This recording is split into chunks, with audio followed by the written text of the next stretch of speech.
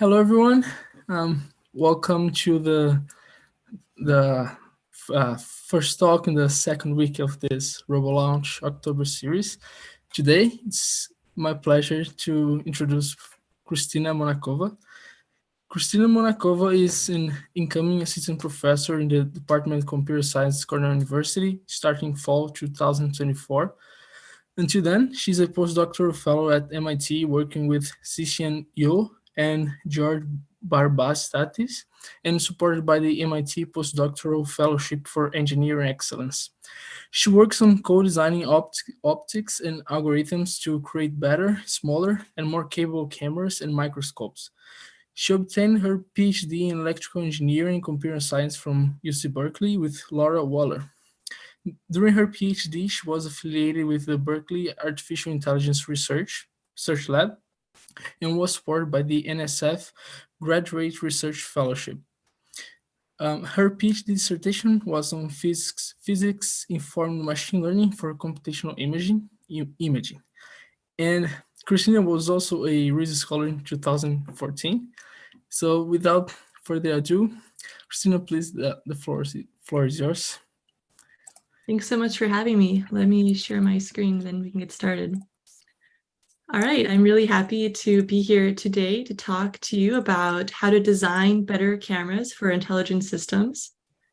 And I'm starting a brand new computational imaging lab at Cornell, where we're going to be focusing on co-designing optics, algorithms, and high-level tasks. The goal here is to basically use cameras to improve machine learning and then use machine learning to help us design better cameras. Now, but before we jump right into this, what exactly is computational imaging and why do we care about it? So there are billions of cameras around the world doing everything from powering selfies to enabling robots to see, astronomers to image the furthest depths of space, biologists to study the smallest cells, and doctors to make medical diagnostics. And billions of photos are taken each day, but as machine learning advances, oftentimes people don't directly look at these images. Instead, more and more, the images are being used directly for high-level tasks. For example, cameras are used by self-driving cars to try to understand and navigate through busy urban environments, and people don't directly look at each of the video frames from the car. Instead, the video is used directly by algorithms to try to allow the car to navigate. Similarly, for things like digital pathology, we want to automatically classify different diseases, and for neuroscience, we want to track neurons firing in the brain volume. So in all of these different applications, an image is not the end goal. We want our imaging systems to do things like guide our robot motor controllers, to localize cancerous cells, to count trees. So we really want insights from our cameras, not images. Unfortunately, for many of our algorithms these days, cameras are often designed for people. So they're designed to take sharp, high-resolution 2D images. And cameras miss a lot of information that could potentially be useful for algorithms, such as 3D information, different wavelengths of light, and the polarization of light. 3D, for example, could be useful for navigating through an urban environment, and things like hyperspectral information is really useful at helping us distinguish healthy versus sick plants or cancerous tissue. So we could potentially have dedicated cameras and sensors for each of these different imaging modalities, but this can be really bulky and expensive. For example, the cheapest hyperspectral cameras on the market today are around $20,000. So rather than having dedicated imaging systems for each of these modalities, we can instead use computational cameras, which can encode the information that we care about for each task. Now, what a computational camera does is it uses optics to encode information about the world, and then it leverages algorithms to recover the encoded information. So computational cameras can measure much more than just 2D. They can capture depth, hyperspectral, polarization, all these different things. Moreover, because we have more degrees of freedom, we're designing the optics and the algorithms together, we can optimize these cameras for other things. For example, we can optimize them to be really small and compact, to see in the extreme low light conditions, to capture fast motion and the phase of light so we can see invisible things. So moving forwards, we really want to have the most capable cameras possible that are not limited by human perception. And computational imaging is kind of a step towards that direction, where in general, we can co-design the optics together with the algorithms to enable new things. And moving forward in my lab, I'm really excited to co-design these cameras for high-level tasks so that they're specific and capture the most informative information for our robots and for decision-making. So throughout my past work, I focused on this co-design of the optics and the algorithms. So an example of some of the optical design is I designed this compact hyperspectral imaging system where by leveraging some clever techniques with the optics, we can have something that's very, very compact, but it captures this multiplex information and recovers the scene. And by doing this, we can have a hyperspectral camera that costs just $5 instead of $20,000. And we can do similar things for 3D microscopy.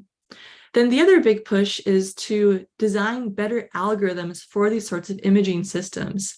And in particular, I've really focused on these physics-informed algorithms. And today, I'm going to share with you two of these projects. One is for lensless cameras, and the other is for low-light videography. Now, I think a lensless camera is a really good example of a computational camera. So I'm going to walk you through the process of how we think about a lensless camera and how we design the algorithms to recover information from these cameras. But now, what is a lensless camera? Well, generally, whenever we think of a camera, it has a lens. And what a lens does is it maps a point in the world to a point on the camera sensor. Now, on the other hand, a lensless camera doesn't have a lens. It instead has an amplitude or phase mask or a diffuser, which is basically a bumpy piece of glass. And what this does is it maps a point in the world to a pattern on the sensor. So as you move the point around in the world, the pattern shifts. So if you have a more complicated scene than just a point source, a lensed camera is going to image the world and give you a measurement that closely resembles your object. And on the other hand, a diffuser is going to give you a superposition of points. And so it results in a very jumbled, multiplexed measurement, which looks nothing like your object of interest.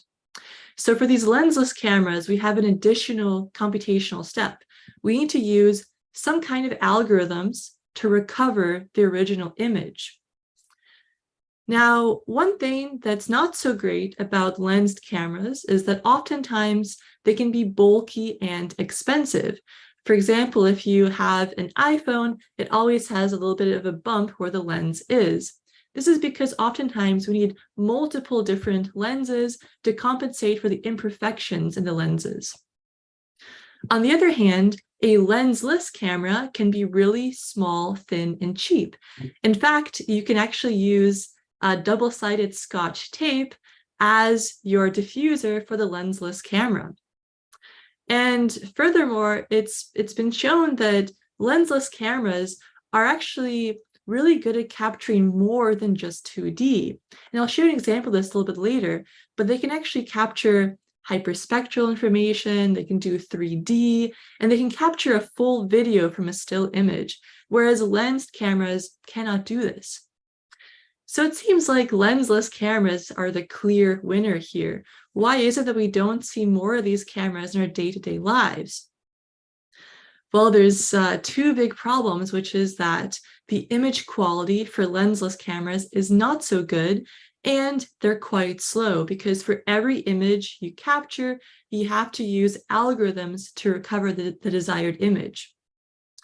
So I'll talk to you now about how we can design these sorts of algorithms and try to compensate for this and get much better image quality and do this very quickly. So we want to take our measurement from our lensless camera and use some kind of algorithms to recover the image. But how do we do this? Well, one thing we can do is mathematically describe how points in the world map through our camera onto the sensor to form our measurement. So this is called the imaging forward model, where A describes how our camera takes an object and forms a measurement B. Then with this forward model, we can formulate an inverse problem, which aims to find the image X given AX equals B. But so how do we do this in practice? Can we just take the inverse of A to get back our image X? Well, unfortunately, it turns out if we vectorize this matrix for a standard 12 megapixel camera, you're going to have a 12 million by 12 million A matrix, which is going to take about 18 terabytes to store, let alone to invert A. So oftentimes for computational cameras, you cannot just form the matrix for A because it's much too large, or potentially it could be underdetermined. So there's not going to be a simple matrix inverse. So in general, we cannot take the simple matrix inverse because A is too large, underdetermined, or poorly conditioned. So instead, oftentimes we formulate an optimization problem to solve for this image.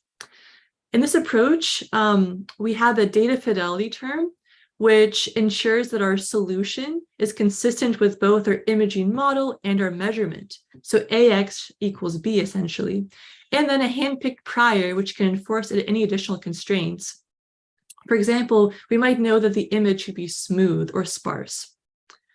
For our lensless camera, now we need a model for A, and this is actually quite simple here, because if we shine a flashlight through our system, we're going to have a linear shift of this point spread function on our camera.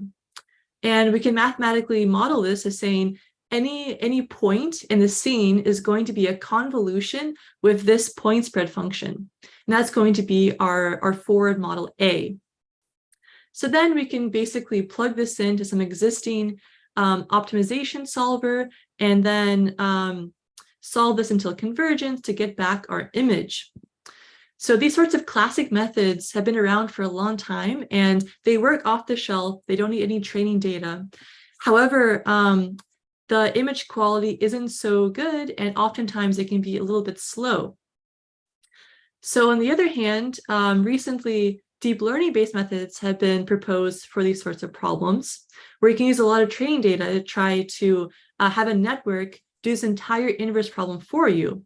However, in practice, the image quality is not as good as that of the classic methods.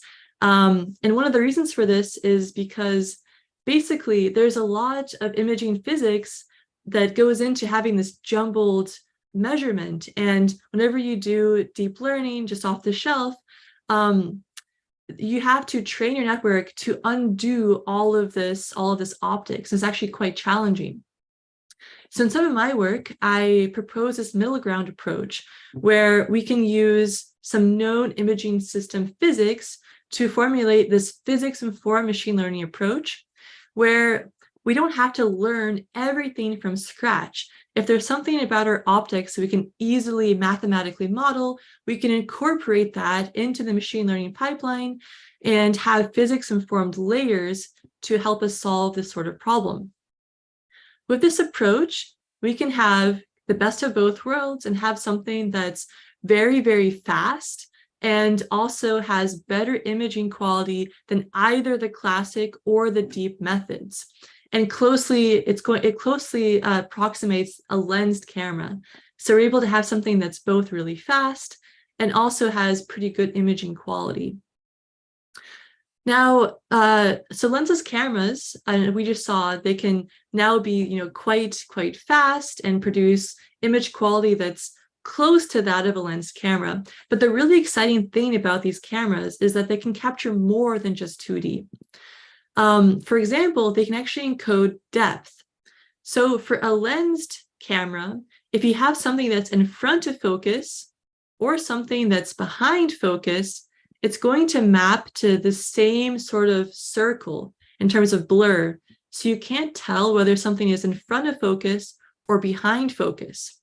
On the other hand, a lensless camera is going to map to a unique point spread function for each of these different depths. What that means is that we can mathematically model how something changes as a function of depth. So we can say that if we know our world contains depth and we have this point spread function for each depth, we have a forward model that says we have a sum of convolutions of our object at a certain depth with the point spread function at the same depth to give us our measurement. Then using this sort of mathematical modeling, we can then formulate an inverse problem and go from some raw 2D measurement to this high resolution 3D volume. And so in some of my previous work, we showed how we can use these ideas to create a tiny 3D fluorescence microscope that could ideally be implanted into a mouse brain and be used to monitor neurons firing in 3D. So you have a tiny, tiny camera. It captures these raw 2D measurements. And from that, we can use algorithms to recover these 3D volumes. In addition to just 3D, we can also do this sort of thing for time. We can capture a single 2D measurement and recover a full video from it by encoding time into our measurement. And we can do this for hyperspectral imaging by encoding different wavelengths of light into our measurement, then recovering this hyperspectral volume, where every single point in this image has 64 different wavelength channels. Okay, so I hope I convinced you that lensless cameras can be pretty interesting. And I think in general, they're a good example of how we can design our optics and our algorithms together to get more information, to get something that's potentially very compact and cheap, or something that captures more dimensions of light than just 2D. I want to move on to another project where we use a similar type of mathematical modeling of physics-informed machine learning to do something very different, which is we want to try to see in the extreme low light. And so in this project, the motivation was that the very best cameras on the market today need at least moonlight illumination to capture motion at night. So if the moon is out, you can take these amazing videos of these animals at night. But if the moon is not out, there's too little light and much longer exposures are needed, which precludes the capture of motion. So the very best cameras on the market today can capture motion in daylight all the way through moonlight illumination. But we wanted to push this and see if we could image things in starlight, which is sub-millilux levels of illumination. And we actually were able to achieve this through physics-informed machine learning. So the general strategy here is we wanted to take, kind of the best starting point.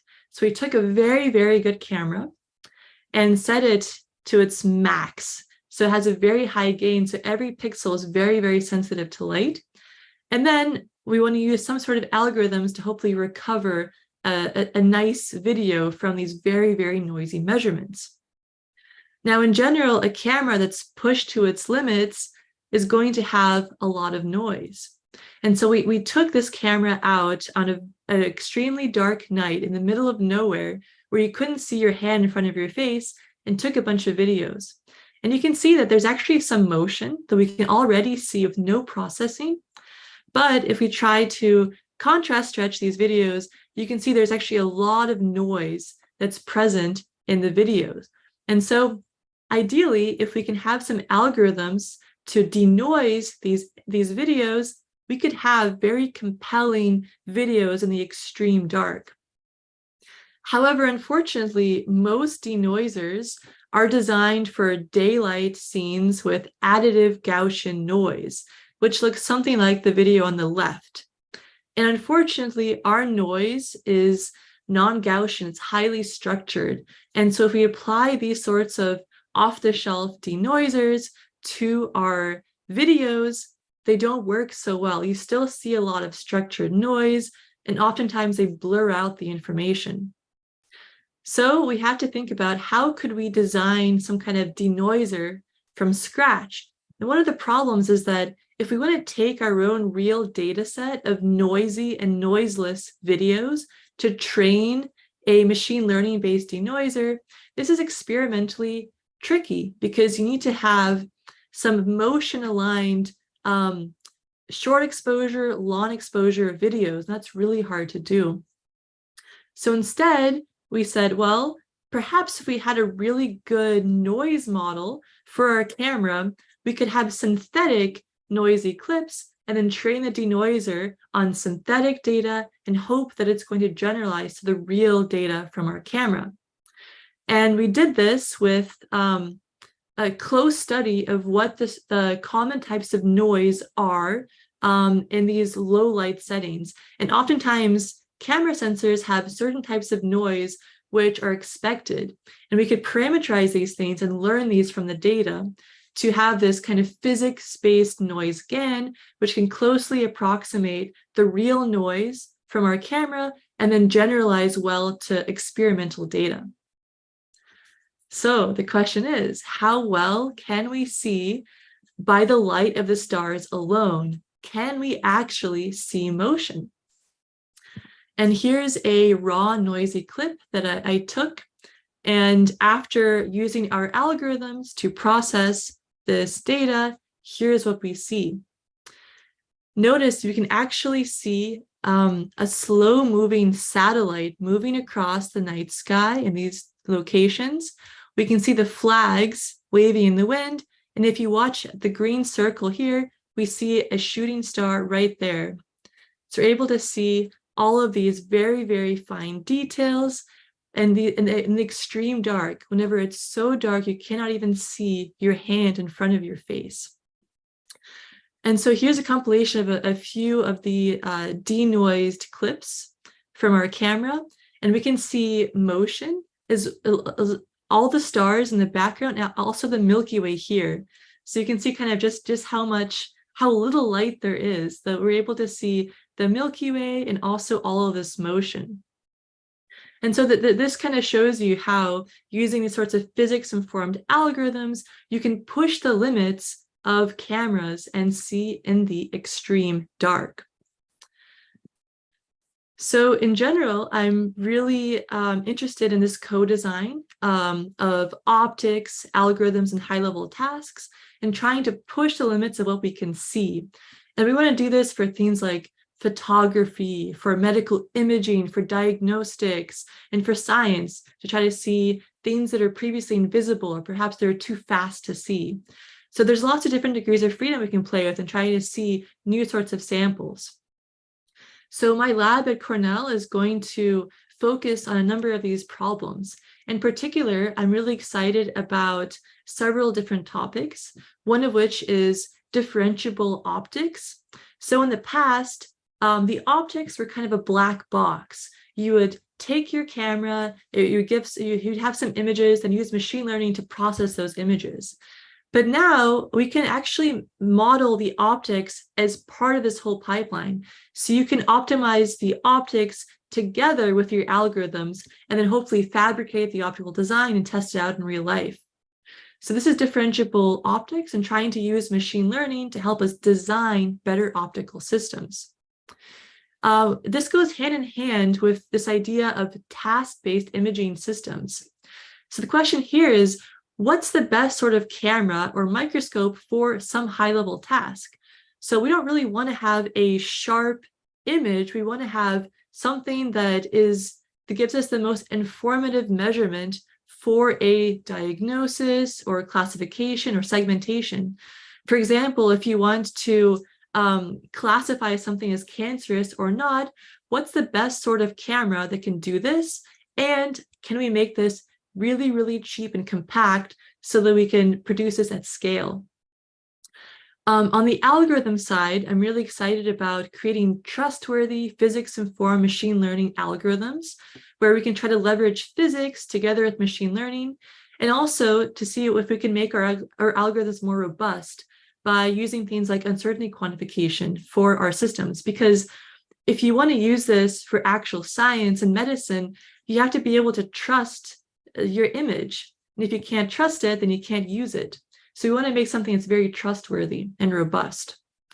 Also, I'm interested in general, the design of inverse problems and new ways of having better neural priors for these sorts of imaging systems. So if any of this sounds exciting to you, I encourage you to apply to Cornell CS. I am taking on several students for fall 2024. And to apply, you can go to this website, and the deadline, I believe, is December 15th.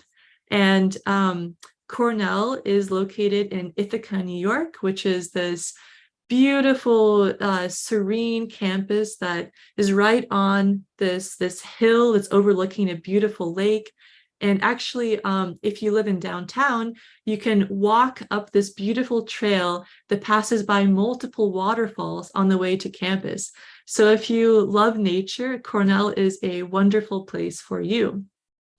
So with that, I would like to conclude and just say that I'm starting up my own new lab focusing on computational imaging and really this co-design of optics, algorithms, and high-level tasks. And feel free to send me an email and apply to Cornell if you want to work with me. With that, I'm happy to take any questions. Thank you very much, Kristina. This was very interesting. Yeah, I love the range that you focus on both hardware and the algorithms. That's usually cool. As an electrical engineer, major, I always love to see hardware. And so the first project, you focus on developing new hardware to make the cameras cheaper, whereas in the second, you use like a camera focus on the algorithms. And is there any plan to like kind of combine both in the foreseeable future? Yeah, absolutely. Yeah, I hope that a lot of the projects are going to have, both hardware and algorithm components. In particular, this idea of task-based imaging is trying to really like design a camera from scratch for a certain task. So here it's actually going to start with simulations and algorithms, and that's going to feed directly into hardware design and hopefully fabricating our own custom optics, building these in the lab, and then testing them out, and maybe iterating to see if the algorithms still work on the real hardware. So I hope that I'm going to have some lab space, we're going to have like a whole optics lab set up with a bunch of different lenses and sensors and be able to really do both of these things. I find that if I just do hardware or just algorithms, I get a little bit bored. So I enjoy doing both together. Yeah, that's awesome. So now starting reading the questions. So first one, thanks for the talk. So do you see the diffuse cameras complementing or substituting the lensed cameras in real systems? Yeah, it's a great question. I think that these sorts of lensless cameras are a good example of how you design a computational camera. They definitely have some limitations. They still need some lengthy computation. The image quality isn't so good all the time. They have certain niche applications where they're very, very good and better than the lens camera. For example, let me just go back a few slides. I think that a really good place where these could work is in tiny microscopes where you actually rely on some scene priors in the algorithms. So it doesn't work so well for all scenes. If you have like a very dense daylight scenes, these cameras don't work so well. But if you have something that's like sparse neurons firing in a 3D volume, they work really, really well, and they can be very compact and cheap. So I think these sorts of computational cameras are not necessarily a general purpose camera for all settings, but there are certain tasks where they're going to excel and do much better than a lens camera could. So I think it's a matter of, finding out like what the application is.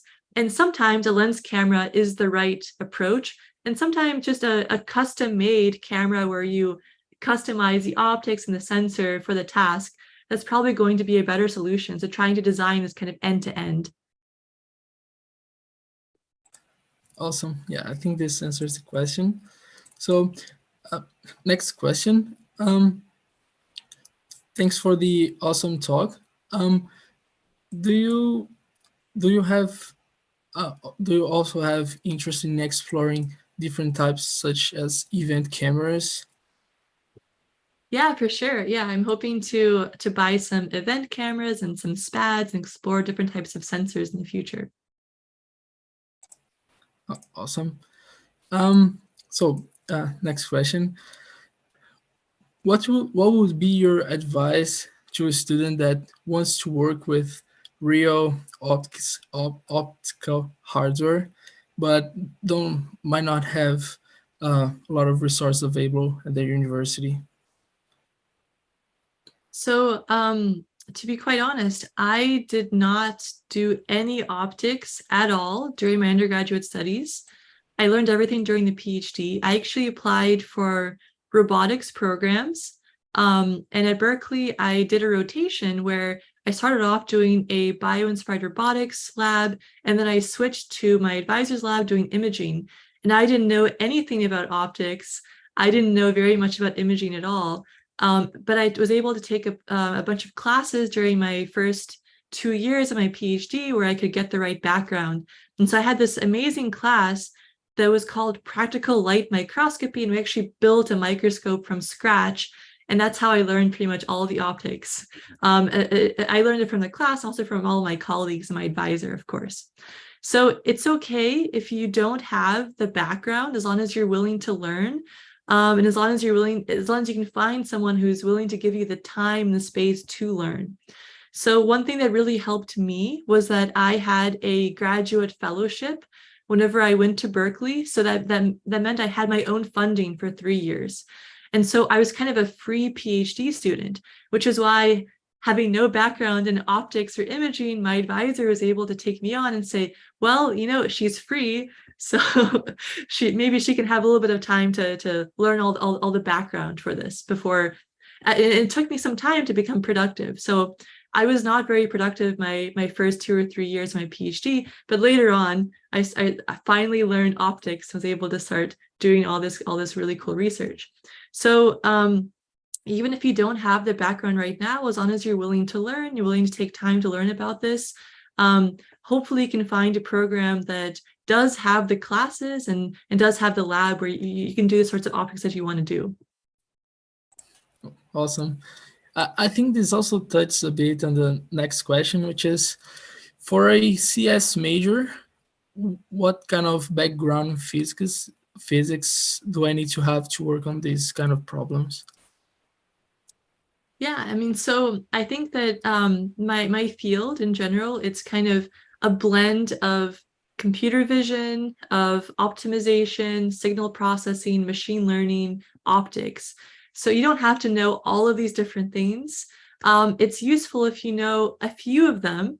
And if you don't know them, you can always learn them on the job. So I think that something that's really useful is if you have a background in optimization, signal processing, and machine learning. And then the physics and the optics you can learn on the job. I think also, if rather than being a CS major, if you're a physics major, for example, and you have a strong background in physics and optics, then you can also, apply, and it's okay if you learn some of the optimization algorithms after the fact. So, you don't have to know everything to do this, because this field is really a combination of a lot of different topics, and that's okay. As long as hopefully one or two of those things, you can learn the rest on the job during the first few years. Yeah, now I'm curious. As you mentioned, this clearly involves a lot of different fields. So, so how are these projects usually like? Do they usually come along? Like, do you have many collaborations between physics PhD students or CS and maybe electrical engineering, or it's more like a couple of students who have a more broader background and kind of work on this and end up with something cool? Yeah, I think in general, it's usually like the PhD students just become very broad and know a little bit of optics, a little bit of physics, a lot of algorithms and inverse problems, and really focus in on these things.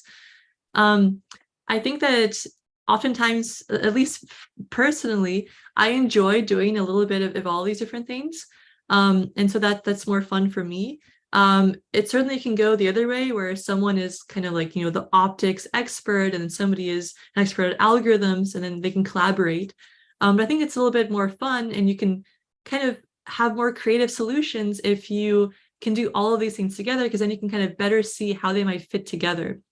That being said, I do anticipate having collaborations with people who have kind of more complicated optical setups.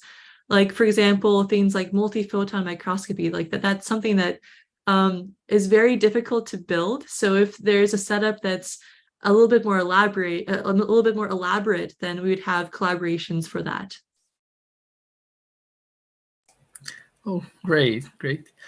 And now a question going more in the sense of advice for students rather than technical thing is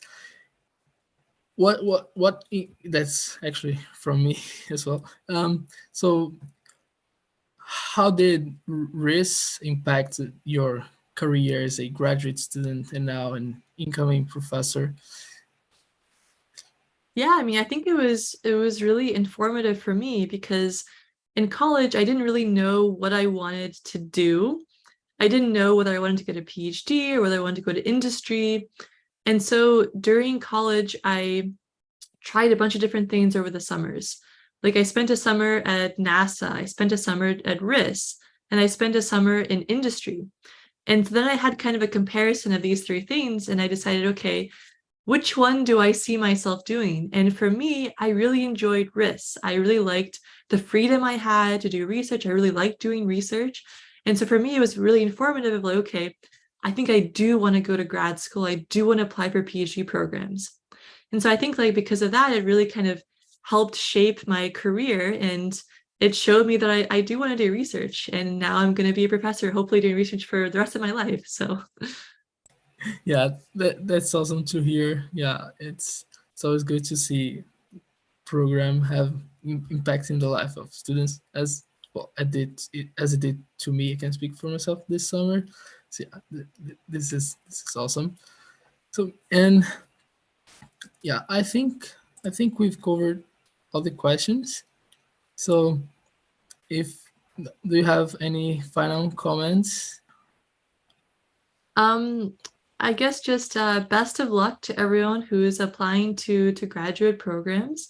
A lot of it is pretty hit or miss, I think. So, if you don't get into the program that you want to get into, it's okay. There's lots of other amazing programs as well. So I think a lot of times life is kind of a bit of luck, and you might get into somewhere amazing and then not get into a whole bunch of other places, right? So it's all kind of random. And I know a lot of people who didn't get in on their first round of grad school applications and got in a little bit later and they had amazing careers. So, don't let rejection and failure get to you. Just keep on pursuing your dreams and don't let anyone stop you. That's awesome. Yeah, so thank you very much for making up the time to be here. We all love to hear from you. Yeah, I'm sure the students will benefit from this.